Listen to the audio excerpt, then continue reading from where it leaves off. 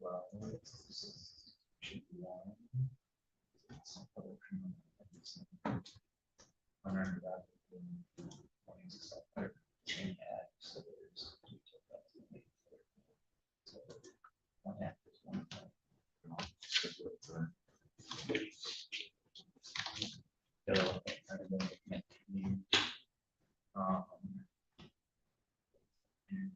Administration.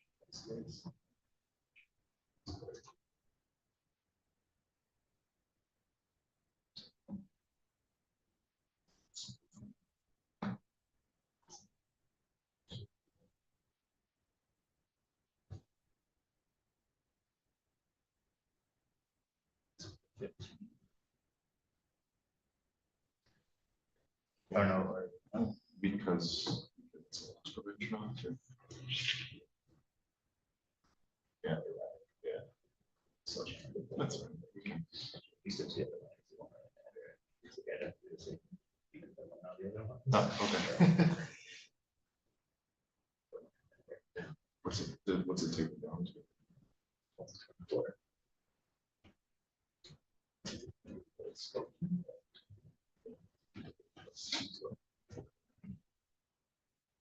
Fine with any of that. So which one must it do? 3 or 3? no? Not 3, sorry. Or 12. B12. 12. Yeah. Yeah. Like one. I think that would. I'm pretty sure that would take. Just put these down to 31.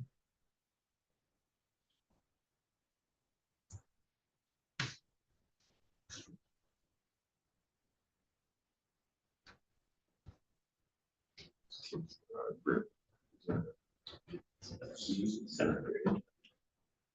So it takes it to 31. Next.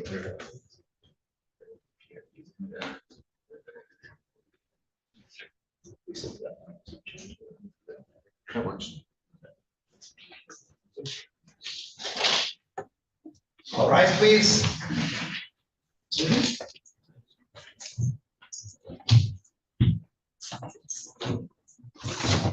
All right, so just a minute, you can sit down.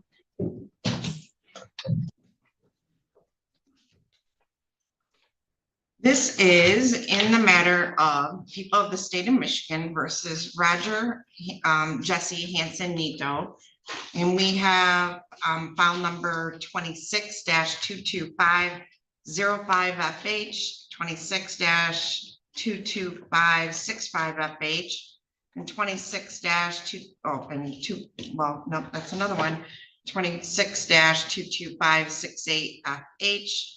I have Brian Fry appearing on behalf of the defendant. I have Alexander Bayonetto appearing on behalf of the people. Tom Moore is appearing via Zoom from the Michigan Department of Corrections. Mr. Hanson Nito and his attorney are in person, as is Mr. Bayonetto. So, Mr. Fry, you did receive a copy of the pre-sentence report. Yeah, I did receive it yesterday, Your Honor. I was able to get to the jail yesterday and meet with my client and discuss it with him. All right, so Mr. Hanson Nito, you've had an opportunity to read and review the pre-sentence report. Yeah. Okay, and do you want them next to you or seated, or what would you prefer? Yeah. Okay. I want to know just the same here. Yeah. What is that?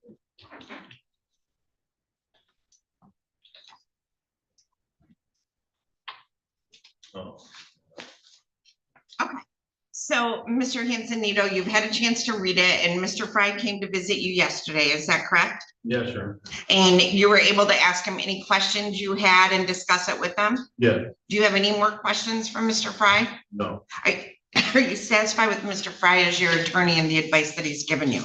Yes. Mr. Fry, do you wish to explain or challenge the accuracy or relevancy of any information in the pre-sentence report? No, Your Honor. All right. Does Mr. Bayonetto? No, Your Honor. Does the pre-sentence report disclose any prior convictions in which there exists any known constitutional defect? He has 25 prior misdemeanors and 14 prior felonies. Mr. Fry? I don't believe so, Your Honor. Mr. Bayonetto? All right, so Probation Department has calculated the minimum sentencing guidelines to be on file number 26-22505FH retail fraud first degree to be 12 to 24 months. Do you agree with that computation of guidelines? Yes, Your Honor. All right. Yes, And on file number 26-22565FH on the assault with a dangerous weapon, they calculated the guidelines to be 14 to 29 months. Do you agree with that calculation of guidelines, Mr. Fry? No, Your Honor. Okay, so let me back up here. All right, and are you disputing any of the PRVs? No, Your Honor. Are you disputing any of the OVs? Yes, Your Honor. I believe OV 12, which is scored at 5, for 2 other criminal acts should be scored at 1, which for 1 other criminal act, the other criminal act in that case would be the retail fraud. But the original charge, unarmed robbery, and the felonious assault that he actually pled to are the same act. It was for punching somebody on the way out. So there's really 1 other act. So that should be scored 1 point instead of 5. Mr. Bandetto? I'll stipulate that, Your Honor. All right, so Mr. Moore, the people have stipulated, so OV 12 will be scored at 0. Are there any other OVs you're objecting to? I believe it should be scored at 1. Your Honor. Oh, I'm sorry, 1. Okay, And we wouldn't object to any other OVs. all right, so that means the OVs would be 31. Does that change the guidelines? The guidelines would then be 12 to 24 months, Your Honor. Do you agree with that, Mr. Bandetto? Yes, Your All Honor. right, on file number 26-22568FH retail fraud first degree, the guidelines were scored at 12 to 24 months. Do you agree with that computation of guidelines? Yes, Your Honor. And Mr. Bandetto? Yes, Your Honor. All right, Mr. Bandetto, is there anything you would like to say on behalf of the people before the court passes sentence? Your Honor, I was trying to find Mr. Nieto Hansen's profile on Otis. I had looked at this at that prior to, I think prior to the case even being bound over to circuit court. My recollection of that is Mr. Nieto Hansen had only been released from the supervision of MDOC, whether that was parole, probation, I can't remember. But there was only a period of 1 or 2 days before Mr. Nieto Hansen began engaging in felonious criminal acts again. He was arrested on, I think, 3 retail fraud firsts, released on a PR bond at the time of exam. The case was then bound over up here when the unarmed robbery happened. The court has Mr. Nieto Hansen's record in front of it. I understand there may be some mitigating circumstances, but I think the recommendation from Mr. Moore to have a period of 2 to 4 years in MDOC is appropriate. This is where things get serious. The prosecution isn't buying the redemption story. They're pointing out a brutal pattern. He was released, and within days, he was committing crimes again. That's a major factor in sentencing. Judges look heavily at recidivism, which basically means, does this person keep repeating the same behavior? And in this case, the answer looks like a clear yes. Now, here's the conflict. The defense is arguing for rehabilitation over punishment, pushing for probation and treatment instead of prison. But the prosecution wants 2 to 4 years behind bars, focusing on public safety. So let me ask you this. Do you believe someone like this deserves another chance through rehab? Or is prison the only way to stop the cycle? Because right now, the judge is weighing accountability versus opportunity. And I would ask that the court follow that recommendation at this time. All right, Mr. Fry, is there anything you'd like to say on behalf of Mr. Nieto Hansen? Yes, Your Honor. So my client faces some significant challenges, I think, that are outlined in the PSI with his criminal history and his significant mental health concerns and his significant substance abuse issues. Housing, and the list goes on. You know, he was homeless. So he had a lot of things going against him. He made some poor choices in this case. He has fully taken responsibility for them here, and He's explained, what he was dealing with is he had been incarcerated for quite a long time, and he got out, he had nowhere to go, he's homeless on the street, he, was stealing food from, grocery stores and some clothes and some other things to provide for himself and to obtain drugs. So he, we don't dispute he was making poor choices. We don't dispute that there should be some consequences for his actions. But we would ask that the court consider, not sending him to prison in this case. We have guidelines in all of cases of 12 to 24 months, which would support a jail term. My client has been doing well in the jail. The court can see from, his clothes color today that he's a trustee over there. He's doing well and following the rules. If he can be put on regular probation, the court has more control over fashioning, some terms that can support him in the community, which can include, drug use monitoring and, help him with services to help ensure that he can be a law-abiding citizen when he gets out. He had expressed, at the time of his plea that, he's 60 years old now, and if he continues down this path, he's gonna die. So he certainly recognized he needs to make some changes in his life. He needs some mental health services and some substance use services to help him do that. And I think probation would most support him being able to do that. So we would ask for a jail term with probation versus prison, which would then result in parole. Thank you. Mr. Nito Hansen, is there anything you'd like to say in your own behalf?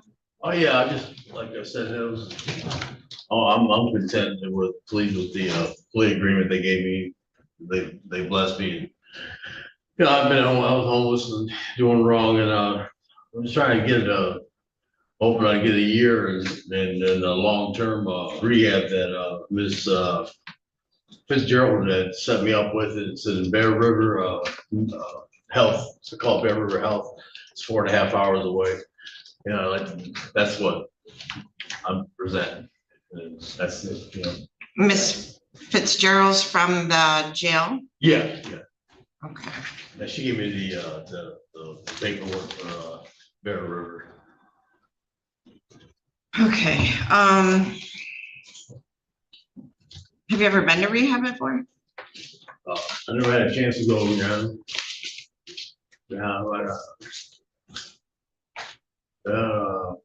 The program is, the reason why it's so good is because it's they help. It's not just, you got to do it, whether it's 60 or 90 days first, but it's a transitional. They help you get a job and pay rent at that place.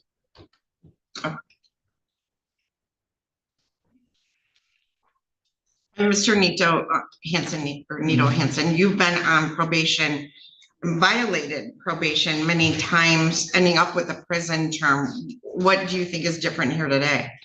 Oh, this is my age factor from 60 now, and I just need to slow down on what life I have left. I want to die a sober man, and I want this help more than anything else.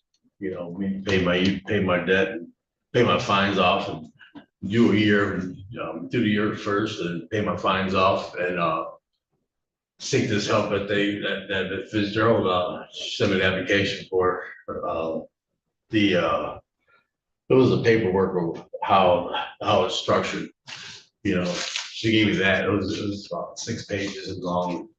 The schedule shows you the schedule on the meetings and the group meetings, the private meetings, the church, and the meetings, the schedule of the everyday meetings there.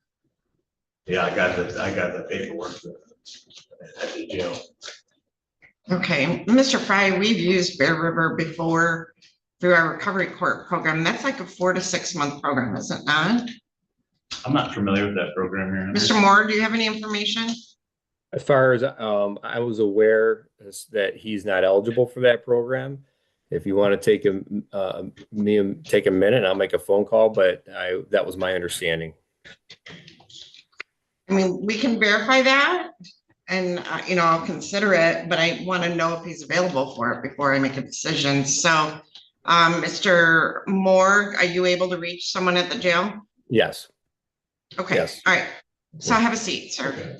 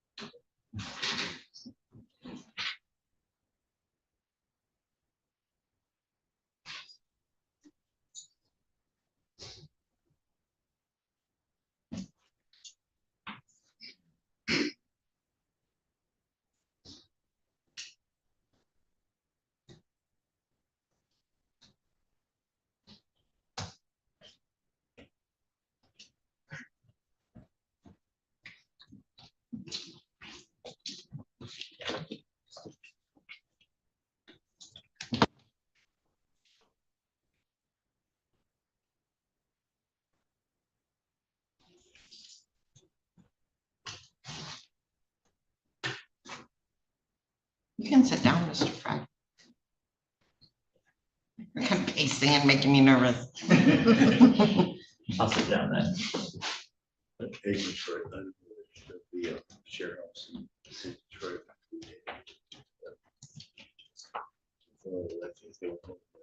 Prior to.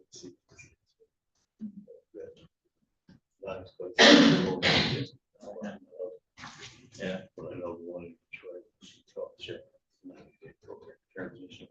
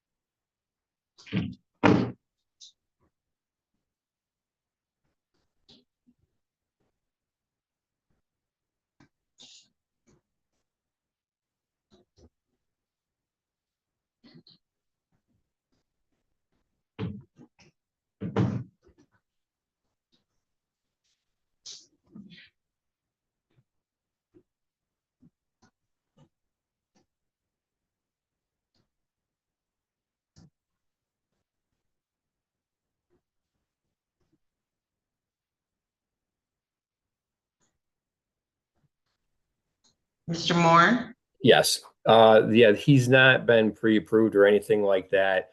He requested paperwork, but there has been no effort to attempt to put him in the program or tell him that he could be eligible for it. Probably there could be a issue with that place because of the registration. Doesn't mean that there's not another location or something, but as far as that program itself, most likely not, but he has not been pre-approved for anything. Great. Mr. Fry? So, I have nothing further in. Okay, go ahead and stand next to me, please. I have, forgot to mention to you, Your Honor, it's been so long ago, in 2014, I believe I was a pro with Anna Wilkerson, and she did send me to I went to a program in Lansing for 30 days, transferred to a program called the Share House in Detroit, Michigan, for 90 days, and I was on alcohol monitor. And I succeeded. So, I know they will hold my registration against me at the Share House in Detroit. And I would transfer there, and they have transitional housing too to live in. I would get an apartment and a job. So I know that for a fact. That could be set up. Was after a year in the jail. I don't come out, like I said, I'm not tethered alcohol. That's the only thing that saves me. I'm conscious about not drinking and I stay sober. I succeed in that. That's the only good thing I can tell you about myself, is that once they put that bracelet on me, I do it for 2 years by had to, I come out successful.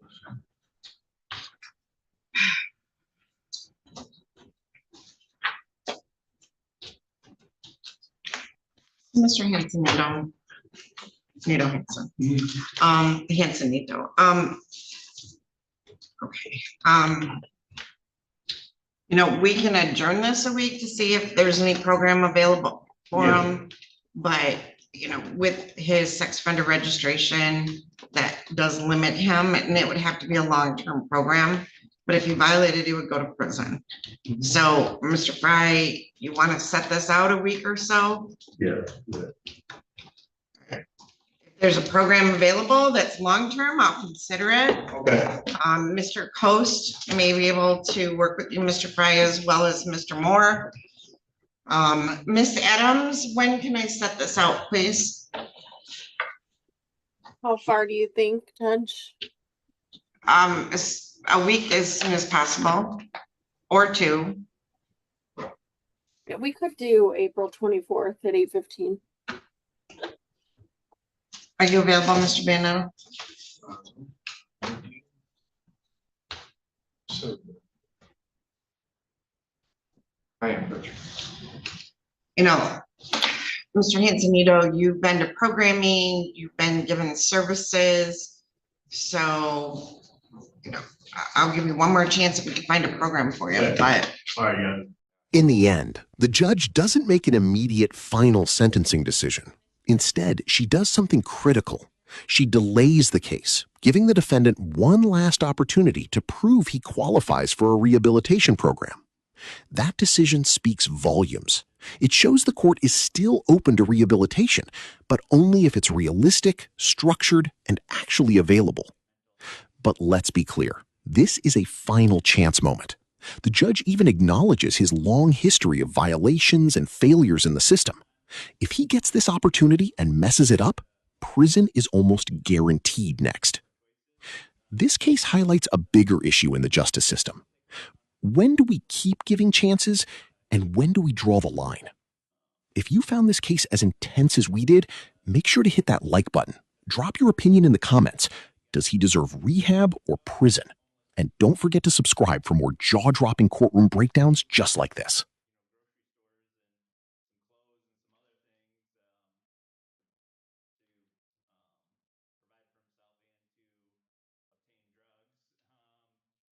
All right, thank you. Fair enough, thank you. Take care. Thank you. That's right, thank you. We'll see you back on that day.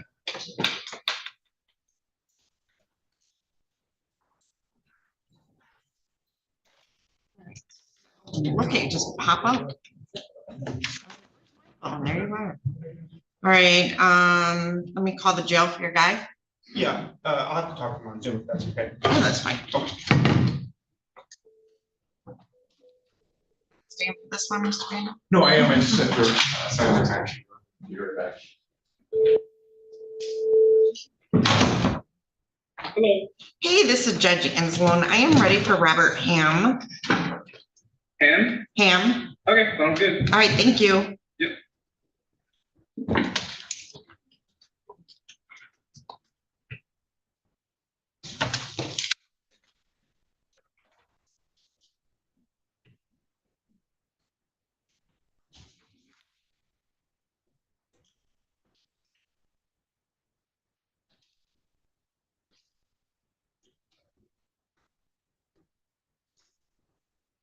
So you're a senior this year, right? Yeah, I graduate like a week and a half. Yay. And then you're heading back home. Yeah, but I'm going to a MSU for law school. Yay, that's mine, former law school too. Yeah. I attended in Detroit though. So I think my 2L year DCL became part of MSU. So yeah, you're gonna love it. Yeah, East Lansing's awesome. Don't burn any couches. well, maybe the sports team start. Maybe. Although U of M embarrassed themselves. I think they burnt 40 fires were reported a couple weeks ago after that. Yeah. So, Don't expect that. so that's awesome. That's great. Congratulations. I enjoyed law school. Some people hated it. I mean, it's tough, but I enjoyed it. So Yeah, definitely doesn't seem like any shortage. now you're going to law school too? Sorry, You going to law school too? not currently planning on it. Okay. The Air Force is sending. Yeah, JAG. Yeah, that's kind of what I'm trying to look into right now. My judicial attorney was in JAG. Trying to talk to her. Yeah. What, and you're not one of my students, so you must, No, okay. no, my advisor lied to me when I decided to get an agreement, but justice, I chose business instead. Okay, it doesn't matter for law school purposes what your undergrad is, so. But, yeah, my judicial attorney was in JAG, so I'm sure she'd be more than happy to talk to you. Are you a senior? I'm a junior. Junior, okay. All right.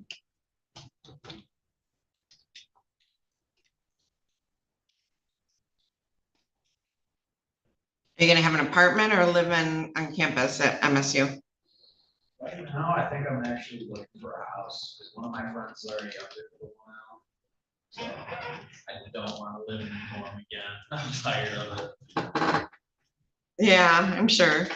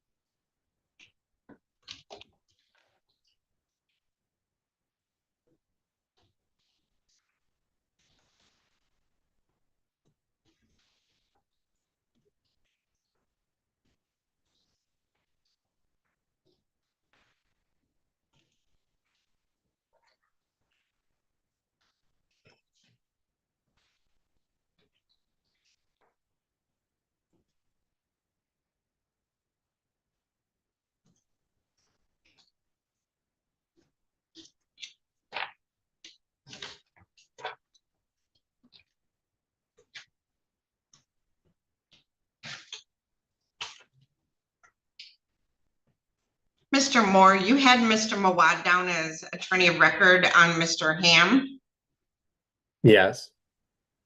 but it's Michael Dagger Margosian. Oh. Well, okay. I don't know if it was Mr. Mawad at one time. No, I don't have that it was ever, it must have been a typo. Okay. And Michael's over in the other court probably. No, Michael was Oh. just in and Okay. went to open a breakout room, and then I'm waiting for the jail. Okay. Hmm.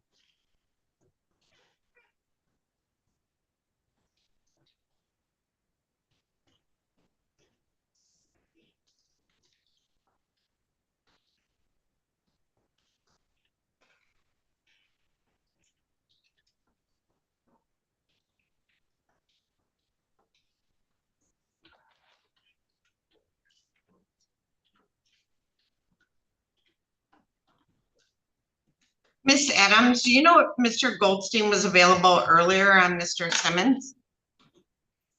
Judge, he wasn't available until 11, is why I put it on there. All right.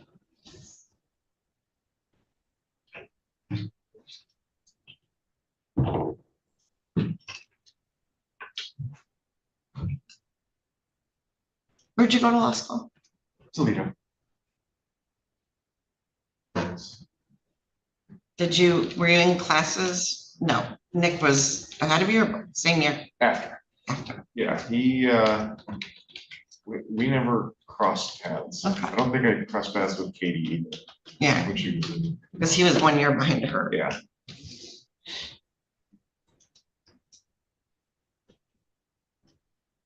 I loved UT. I loved UT. I loved really UT. Enjoyed that. It's a good school. My spawn loves the marching band there, so Yeah, she's living her best life. good. Ariel said she had a ball there for undergrad. Oh, She really. I did too. I love undergrad there. And then Spawn also said she likes their law school too, so maybe she'll just stay. Yeah. It's a good school. I like how small it is. But it's a Division I. It is. It Yeah. is. You should go the Walleyes, the hockey team. I love the walleye. Oh my God, their games are epic. They are. Like I go to Red Wing games and like the pomp and circumstance of a walleye game Yeah. is like even more than a Red Wing Fans are game. so much more fun. Oh my God, so much fun. I used to have one of the ticket packages when we lived down there. I'm Yeah. looking a few years now. Oh yeah, They're fun. It's a good arena in general. it is a Perfect nice size. arena. Yeah. So, We actually got on the ice one night for one of the intermission games. oh, did ya? Yeah, we did, Were you a hockey player? I was not. No, You lived I was downriver? Never a hockey player. No, I thought everybody down there played hockey. No, my cousins did, just not me. I never got into it. My mom, grew up at the Allen Park Ice Arena with her brothers. Well, there was one lady that your mom and I worked with and your grandma worked with whose kids played hockey, like crazy hockey players. Last name of Kelly, maybe? Oh, yeah, Yeah. Mr. and Mrs. Kelly. Yep. Yeah, Yeah, I think Mr. Kelly just died recently. He was an Allen Park police officer. yeah. Yep. Yeah, we run into them from time to time. But yeah, my mom never really pushed hockey on me just because she hated the ice arena so much. Really? I mean, she was forced to go there for her brothers. Oh, yeah. All growing up. No.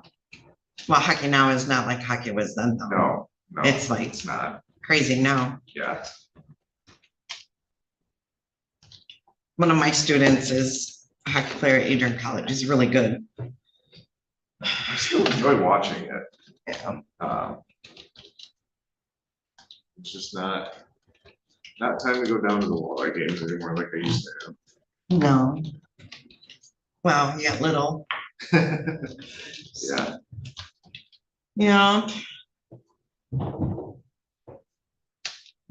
They go to a lot of, she actually got to go to opening day for the mud hens. oh, that's always a good time. I went a couple years with some friends from law school. Toledo's a cool little city. It is, there's so much to do down there. Yeah.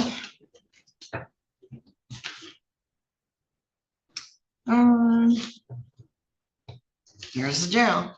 He's getting ready to call him again.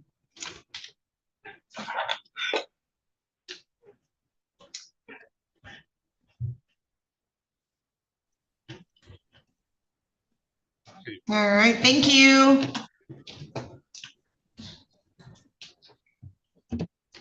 All right, Mr. Ham.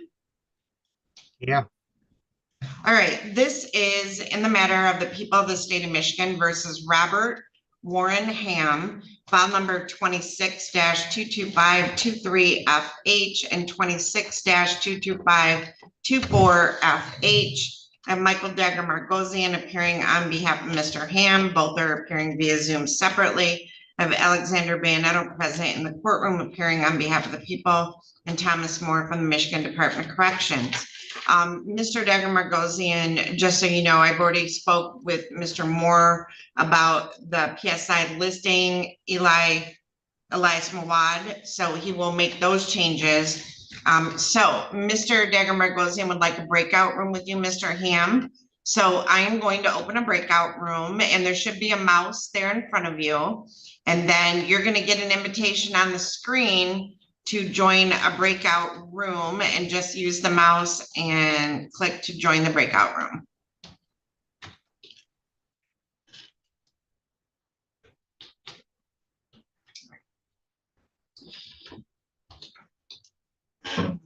Court room in the waiting room.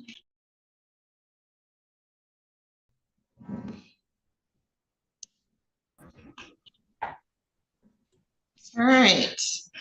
Oh, there you are. I was looking for you. All right.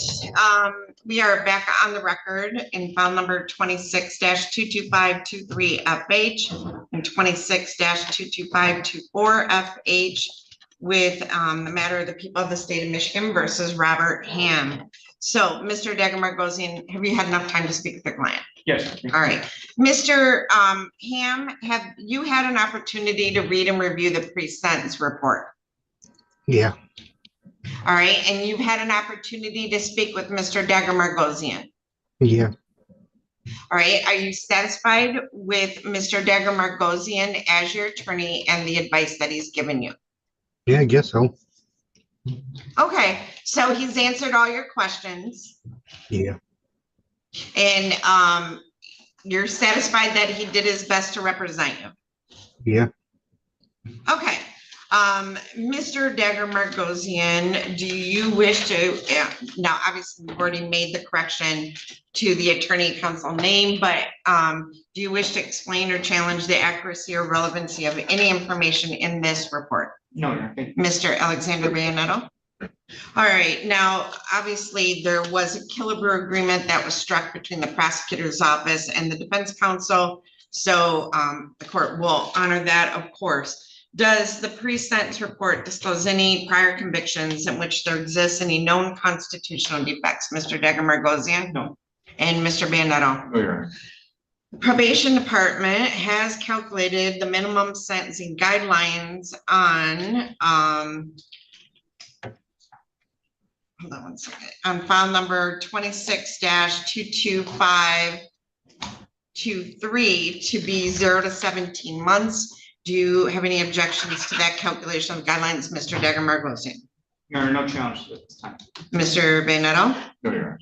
On file number 26-22524FH, Probation Department has calculated the minimum sentencing guidelines to be 0 to 9 months. Do you have any objection to that calculation, Mr. Dagger Margosian? No challenges at this time. And Mr. Bayanetto? No, Your All right, before the court passes sentence, do the people you have anything to say on behalf of the people, Mr. Banetto? Just that, Your Honor, Ms. Arnold, Mr. Dagger Margosian and I discussed this case for a long time. That's how we came up with this resolution. That was in conjunction with the victim's request. They are not here to make a statement today. So I would just ask that the court follow the Kilbrook agreement. All right, and Mr. Dagger Margosian, anything you'd like to say on behalf of Mr. Ham? Your Honor, the sentence is fairly straightforward, as the conditions have really been carved out in by way of the plea. I would ask, obviously, the court that the court grant the credit, the 130 days on 523, the 144 days on 524, for the sentence to be concurrent. The only condition that I think is inappropriate is the condition for Mr. Ham, while on probation, to not have any contact with anybody under the age of 17. Neither of these offenses involved anybody under the age of 17. Obviously, sentencing is supposed to be crafted in response to the offense itself. So I don't really understand why those conditions are in there. Mr. Ham is these offenses do require SOAR compliance, so obviously that can be handled, but by way of a probation condition, I think that's inappropriate, and I would ask the court to not order that at this time. But other than that, I'd ask the court to follow the recommendation. All right, Mr. Ham, is there anything you'd like to say on your own behalf? You know, I'm talking about on under those lines. I'm sorry, Mr. Ham, that room has really bad audio. It's not your fault. Could you repeat that? You're talking about with being about the 17 limit. No, I just meant in general, including that. Is there anything you'd like to say on your own behalf before I pass sentence?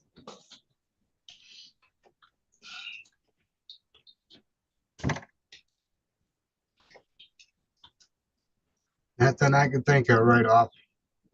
Okay.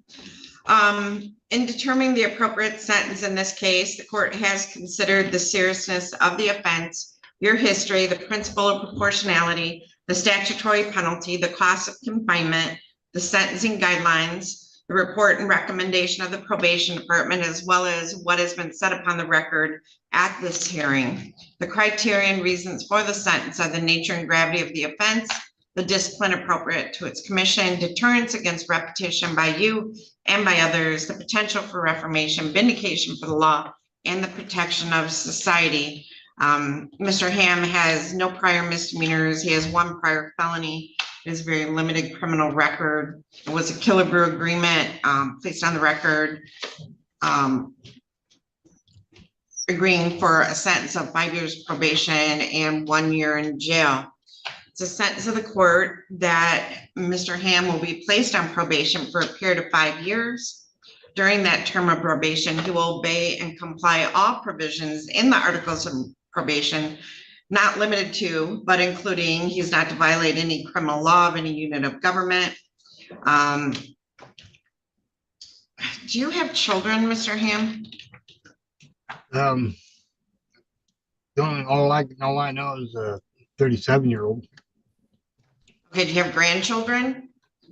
Yeah. Okay. Mr. Moore, this incident, as correctly stated, did not involve a juvenile in any way. Was there a mandatory reason you put that clause in there? Yeah, we have, well, there's two offenses here, and one of the victims was probably mentally underage, but he has a previous sex offense from what, 1990 or 91 or 2, and just his behavior and whatnot, we would appreciate that condition stay in place unless there's some specific reason he needs to be around somebody that's underage. All right, so I'm going to order that you're not to have any verbal, written, electronic contact with any individual age 17 or under, or unsupervised physical contact with any individual under the age of or 17 and under. Complete sexual abuse prevention programming or other treatment if referred. You must register as required by the Michigan Sex Offender Registration Act and comply with all the requirements of that act. Provide verification of your registration. You have to register every so often as required, and I believe Mr. Moore would provide that information to you when you report. You must not access the internet using. Did this involve the internet? I don't believe so, Your Honor. I'm not gonna order the internet clause, Mr. Moore. Okay. Okay, because, you know, he's gonna have to They get do a request job. us to ask for that, you know, whether you grant it or not, but we're, you know, required to request it. Okay, I'm not gonna require it, so, Okay. just because I don't think it has any bearing on this case. Now, obviously, you have to waive confidentiality and require, what, I don't even know what number 7 means. I've never seen that one before. Mr. Moore, I apologize. Is that a new one? Yes, give me a second here. To facilitate Nope. sexual offense caseload management team meetings? I've never seen that one before. I'm sorry. Yeah, they're asking us to add those on there. This is waiving confidentiality for the well, he's going to be placed in sex offender therapy, so that's what that is. Okay, so it's just the typical term that It's waiving confidentiality yes. for the team of people that will be involved with it. Yeah. Okay. I'll order that as well. Can't leave the state without consent of the court, not to use any illegal controlled substances or paraphernalia. Report as required to the probation department. Notify them immediately of any change of address or change in employment. Not to have any contact in any form whatsoever with the victim in this matter. And you can't be within 500 feet of their residence, their school, or employment. And so that would be Kathy Watering Lally and Kimberly Gerber. Not to provide any care for any adults age 62 or older, for any disabled adults. Must have ID or a valid driver's license. Not to engage in any assaultive, abusive, threatening, or intimidating behavior. Submit to search of your person and property, include your vehicle, your residence, your computer, without need of a warrant if they have reasonable cause to believe you have items which violate the conditions of your probation. And this is, I'm sorry, Ms. Spade, all on file number 26-22523 FH. Thank you, Judge. You will serve 1 year in jail with credit for 130 days already served. There's a crime victim assessment fee in the amount of $130, $30 per month supervision fee, $60 if we have to put a tether on you. Pay court costs in the amount of $750, a DNA fee in the amount of $60. I think he's already complied with that HIV testing. If not, you will have to comply with that and sign a release of information on that to the probation department. Crime victim assessment, there's a state cost of $68, but I don't see that on there. Okay. On file number 26-22524 FH, obviously all the same terms of probation for a period of 5 years.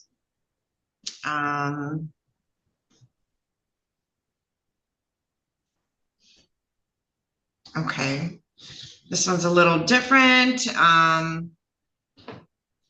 must not live in a residence where any individual age 17 or under stays or is cared for, not provide care for any individuals age 17 or under. What was the age of the victims in this matter? Mr. Dagmar? They were both adults. I was gonna say. Like adults? Yeah, like not Somewhere like between 30 30s, and yeah. late 40s. Yeah. Okay, you're not to have any unsupervised contact with anyone under the age of 17 or 17 or under. You must get permission from the court and the probation department if you're going to live in a home where someone is age 17 or under. You must complete your sexual abuse prevention treatment program, register as a Michigan sex offender, provide verification of that, again, I'm not gonna do the internet use. The other terms remain the same as the other file, no contact with the victims in that matter, again. Not provide care for anyone 62 or older. May I ask a question? Yes, Yeah, I know, like, there's this lady that I know that she's older than that. And she's been wanting to be my girlfriend for a long time. And she's in her 80s. okay, so what I will tell you is, is she disabled? No, not exactly. She's Okay, well, before you date her, I guess you need to talk to Mr. Moore about her, all right? And make sure she isn't in any way have anything about her that would violate these terms. okay. Mr. Your Honor, Moore? I just wanted to clarify something with that condition 7, the internet access. We're not, it's not asking him that he doesn't, get on the internet. It's that we want him to complete and sign an MDOC internet use agreement, which puts some guidelines down. That's what that condition is. And that's fine. Okay. Does that mean I can still use Facebook? Right. There's going to be Yes. an MDOC agreement, so you understand what you can access and not access. So, Well, what is he limited in accessing? well, I don't have it right in front of me right now to go through everything, but it's going to make sure that he's not on sites that he shouldn't be on. Okay, so Mr. Moore, I've not seen this one before in a PSI, and so Okay. even I have some concerns about that. Okay. So what I would say is, obviously, I mean, it shouldn't limit him from social media, internet access, or whatever. So what is it trying to limit him? I'm sorry, Mr. Moore, to hit you with this. I've just not had this clause before. So Okay. what would it limit him from doing? Why don't we could just not put it on there, and I will get an agreement, to you late, at some point, so you can, because you'll see this in the future, and so we can, whether you agree or, decide to agree with it or not, but we'll have the, so that you're aware of it. Okay, and could you get that to me, Judge Olsaver, and also Mr. Degger Sure. Margosian? Okay, Sure. thank you, and I'm sorry about that, I just wasn't, okay. So understand there may be some limitations on your internet abilities, but yes, you shall be able to use your Facebook, okay? And not only that, what if I have a cousin that wants me to help him work on his truck, and he lives in Ohio, in Pioneer, Ohio? Well, that's not, you got travel restrictions. Everybody does. Yeah, you can't go to Ohio, sorry. The cousin might have to trailer the car to you to work on. And I've been helping him work on a pickup. Well, then maybe you better trailer it to Michigan. All right, submit search and seizure of your property. I'm gonna order you serve 1 year in jail with credit for 144 days. There is $130 crime victim assessment fee, $68 in state costs. There's no supervision because he's paying it on the other file, right? Well, we order them on both in case one discharges before the other, and so it's only going to be one fee though. Okay, and $30 per month supervision fee, 60 if we have to put you on a tether. And that's only, you only pay it on one, not both. So is there anything else, Mr. Moore? No, Your Honor. Okay, so sir, when you are done with your jail term, you will need to report to the probation department the next business day. Do you understand? So if you get out in the morning, come that afternoon and check in. But if you get out during the middle of the night, I think they like to let you guys out in the middle of the night. You just have to be here by 8 o'clock the next morning, all right? Yeah. Okay. Anything else, Mr. Moore? No, thank you. Mr. Bayonetto? Mr. Dagger Margosian? No. All right, now, Mr. Ham, you do have a right to appeal this sentence. We are going to provide to you 3 copies for each file of your notice of right to appellate review. They'll have you initial and date 1 copy for each file for our records. That's just to verify that you received a copy of your appellate rights. If you wish to appeal your sentence, you would fill out the information on the form and mail it to the address listed on the form within 42 days. All right? Yeah. Okay, all right. Thank you, Mr. Ham. Mr.